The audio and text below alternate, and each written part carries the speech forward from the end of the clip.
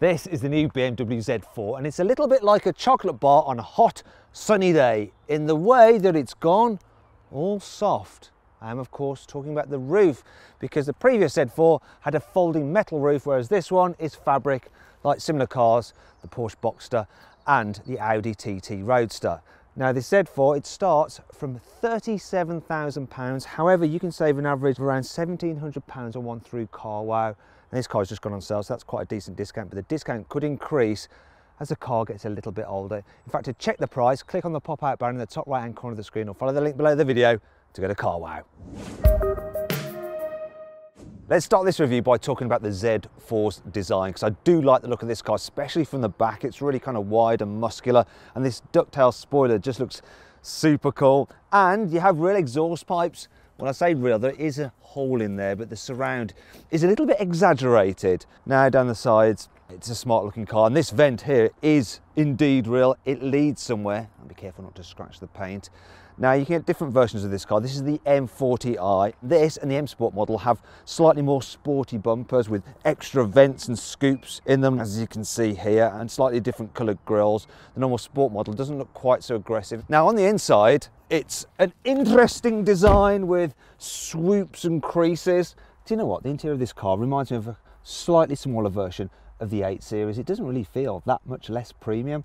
I really like the fact that you get this leatherette effect up here on the dash and up here on the door tops, and you get that on every single model. The stitching's quite nice, though that on the dash seems a little bit wonky, like it was put in by someone after they'd had one too many beers. Now all cars get this kind of kaleidoscope effect here on the centre console, which it's a little bit trippy. You know, if you stare at it too long, I'm pretty sure I'm going to be able to see a dolphin. It's like one of those magic eye diagrams. The centre console itself is nice and fat, so you feel cocooned like you're in a real sporty car, and it's dead solid as well. I mean, look at that, it doesn't move at all. And that's the thing with BMWs, the build quality is super solid, and it feels quite expensive. Soft touch material here, here and down here on the door bins. It's all very expensive, and all models get leather seats as standard, which is nice. Now the M Sport models get this brushed aluminium trim, which does help liven up the cabin, and it contrasts nicely to the standard fit black piano plastic as well. Now speaking of different equipment levels, let's talk about this car's specs. The entry-level Sport model comes with a huge infotainment screen and a digital driver's display. Heated sport seats, weird front and rear parking sensors, and dual zone climate control. M Sport models get a chunkier steering wheel, which does make your hands feel a little tiny. Lots of M badges and slightly different 18-inch alloy wheels to the Sport car. Upgraded M Sport brakes. And it also gets some slightly lower, stiffer suspension for a more sporty drive. The M40i gets upgraded 19-inch alloy wheels. It also gets adaptive dampers and an M Sport rear differential. Finally, the seats are electrically operated and they have adjustable lumbar support. Being a German car, there are plenty of options to be had, and one worth considering is the technology pack. It costs £1,800, but it includes a reversing camera and an automatic parking aid, which will automatically park the car in a space for you. It also includes a nice big heads-up display and a 12-speaker Harman Kardon stereo, which sounds absolutely brilliant. Right, and let's continue with the rest of the review, because we need to talk about the infotainment system, and it is very good. For instance, the satellite navigation is a doddle to program. You can use the rotary wheel touchpad or screen to write in letters of a postcode, or use voice commands to say the whole address. The system is quick to load in a route, and generally it's pretty good at working you round the traffic, though it's not quite as good as Google Maps at that. It's easy to input a waypoint as well, and the system will even suggest parking spots for you near your destination. Also, the screen looks really smart, it's very clear, and it's quite easy to swipe through the different menus, either using the wheel or just by touching the screen. If you want to, you can actually customize the layout, so you can have different features and tiles where you want them, and it's all very easy to organize. Moving on to the digital driver's display. Now it's all right. I'm still not convinced about having the rev counter going backwards, but it does free up space in between the two dials for the satellite navigation information, which is kind of good. My only problem is that it's not as bright or as colourful as the Google mapping that you can get with an Audi. Also, you can't really alter the look of the dials and they're a bit dark. You can cycle through different menus using this button on the side here for your infotainment, for your trip computer stuff and things like that. But it doesn't have that many functions really. Now moving on to comfort here in the front, well, yeah, loads of adjustment in the driving position, and it's a really good driving position. Very sporty being a BMW, and you can get the seat really nice and low, and if you've got lanky legs, there's plenty of room for it to move all the way back. So yeah, it's a two-seater, but there's enough room here in the front. If you're a tall person, you'll be absolutely fine. What you might struggle with though is if you're a little bit large, because these sport seats do hug you quite tight. I can really feel them like digging into my sides, and I like to think of myself as svelte, though you may have a completely different opinion. Now, I do like the layout of the interior. It's all very simple. So all your driving stuff's here in this pod. Not the biggest fan of the standard gear selector. You can get this crystal Swarovski one, which looks really cool. I've actually grown to like it because I've got it in an 8 series. And then all your climate stuff's there, and all your infotainment stuff's there, and then your lights are there. It's all just sensibly laid out. You can control things on the wheel as well. The thing I'm not so keen about is the plasticky feeling of the gear shifter paddles. Storage isn't particularly great in here either. For instance, the door bins. You've got no chance with a large bottle like that. You can forget that. Won't even fit a small one. They are just, yeah. You can put your keys in there maybe. There's a little bit of extra storage here where you could put your keys. And the glove box, well, that's not particularly big either. Look, you can't even fit one of those bottles in there. There is a bit more just behind you, some netting there. In terms of connectivity, well, under here you've got your tray for your mobile phone, and this has got wireless charging. There's also a USB port there, 12-volt socket as well. Keeps it neatly out of the way. Then under here you have a USB-C input there and your cup holders, which may look a little bit awkward because you're going to drive along with, obviously, yep, things in there like that. However, it's designed so that you can shut this one and so that the driver can have their arm resting on there. So on the passenger. Now, speaking of passengers, you can actually fit a child seat to this front passenger seat, which is handy if you need to take your baby along with you. But is it easy to fit a child seat? Well, yeah, it is. The wide opening doors also make it easy to fit a toddler seat into place. Even fitting a bulky rear-facing seat is possible as well, which is quite handy. You can make the whole process easy by taking the roof down if you want to. Now, what if you need to carry stuff instead of humans? Well, oh no! I just trod on that water bottle that I chucked out. It must have split, and then it just, when I trod on it, it just sprayed all up my legs. That'll teach me to litter. Anyway, moving on to the boot. Now the capacity is about the same size as a small hatchback. So if you want something sporty, it's a BMW with a more practical boot, you may want to check out my detailed review of the BMW 2 Series by clicking on the pop-out banner up there. Now, fortunately, this boot has an opening that's just about wide enough to fit a suitcase in. And unlike the previous Z4, which had a folding metal roof, the boot is the same size whether the roof is up or down. There's a bit of a lip to lift stuff over, but there are some useful features like tethering hooks there if you want to tie things down. There's hooks to hang your shopping off. There's a little netted area there where you can keep some stuff. That's where the car's manual is, because that glove box is so small. And there's another kind of elastic strap there which you can use to hold things down, maybe a bottle of wine or something. You might be wondering about underfloor storage. Well, you can lift this up, but all you have there is the car's battery, and you could probably put some bits and pieces around there if you really wanted to. But yeah, there's no real proper storage under there, and no room for a spare wheel either. So it's kind of what you expect for a roadster. But how much stuff can you actually fit in this boot? Well, there's room for one large suitcase, a set of golf clubs and one soft bag. Also, the space to fit in a baby buggy if you need to, or 4 small boxes. And really, that's about par for the course for this kind of car. So they're never going to be the most practical, but it does just about get by. Now then, it's time for the CARWOW 5 annoying things about this car. When you're getting out of the car in tight spaces, it's all too easy to knock your knee against this protruding speaker, and it absolutely blooming kills. You can get a digital key for your phone to unlock the car using your handset, but it only works with Android phones, not with Apple phones. Yet the car's infotainment system may have Apple CarPlay, but it doesn't have Android Auto at all, which is really, really annoying because I prefer Android. If you want the wind deflector, which you do, and you'd also like some through loading, like a ski hatch, then you can only get those as part of the £750 comfort pack. And I mean, really, something like this should just be standard. The car plays fake engine sounds through its speakers to make it seem more sporty, and you sort of need it on the flat sounding 2-litre versions, but it just sounds awful, really. I don't know why they have it on this 3-litre straight 6 though, because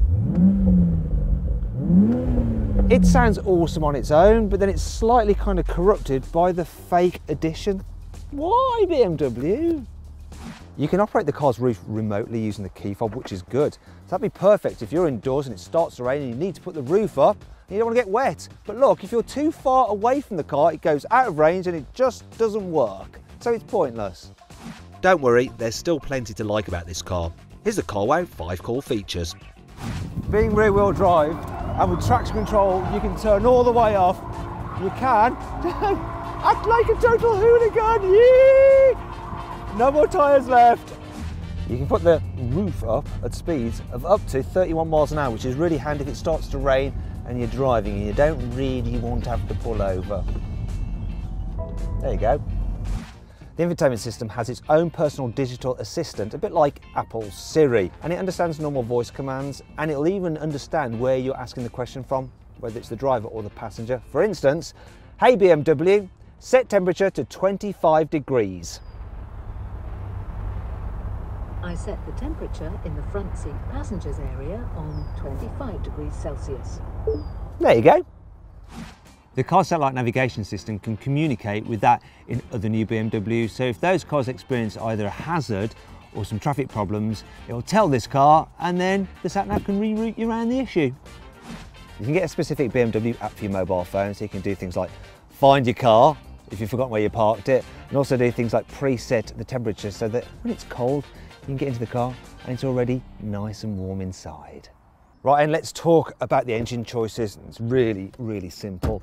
So there's the 20i, which has a 2-litre turbo with 200 horsepower and can get from 0 to 60 in 6.6 seconds. Then there's the 30i, which also has a 2-litre turbo, but with 260 horsepower, so it can go from 0 to 60 in 5.4 seconds. Then there's this beautiful thing here, the 40i, which has a straight 6 3-litre turbo with 340 horsepower, which can get from 0 to 60 in 4.5 seconds. Now, all cars are rear-wheel drive and they come with an 8-speed automatic gearbox as standard. So this range-stopping one is quite expensive though. It starts from £49,000, but I've plugged the details into CARWOW's configurator. I've got an offer back from a trusted CARWOW dealer for £47,000. That's a saving of £2,000. So if you want to see how much you can save on a new car or to try our configurator, click on the pop-out banner just up there or follow the link below the video. The BMW Z4 is okay to drive in town. Obviously you're sitting quite low, so big vehicles such as buses and trucks can feel a little bit intimidating.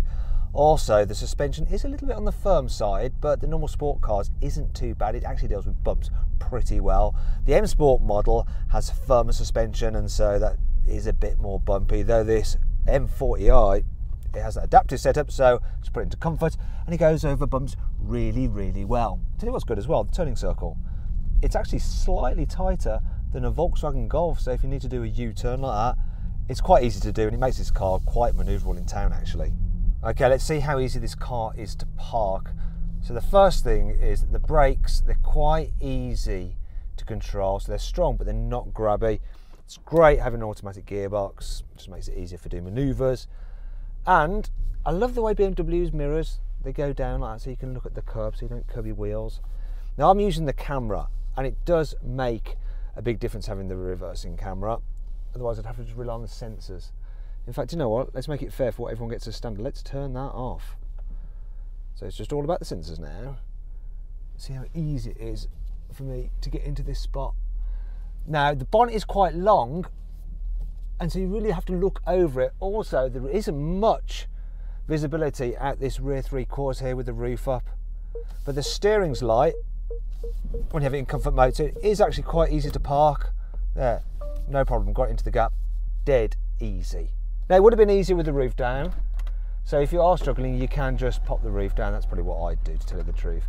So let's go on and get out of here Let's see how quick this car is to 60 then. So I've got some specialist timing equipment there. I'm going to put the car into Sports Plus mode, put the traction into Sports mode, throw the brake, throw the throttle, see what happens.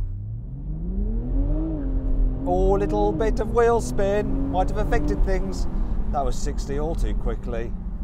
And bang on the money, 0 to 60 in 4.5 seconds. Exactly what BMW said.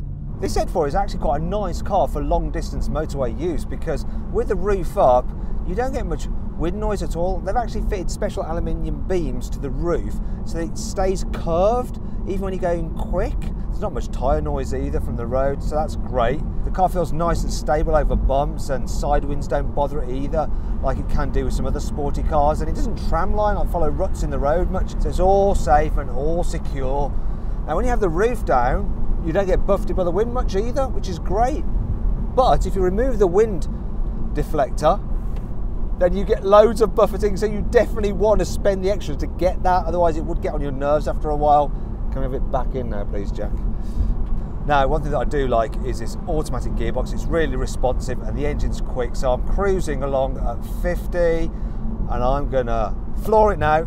And gearbox and engine working in perfect harmony, and that is 70, and it's accompanied by that great noise from the 6-cylinder engine. Doesn't help economy though, so yeah, I'm averaging 25 miles per gallon, which isn't great.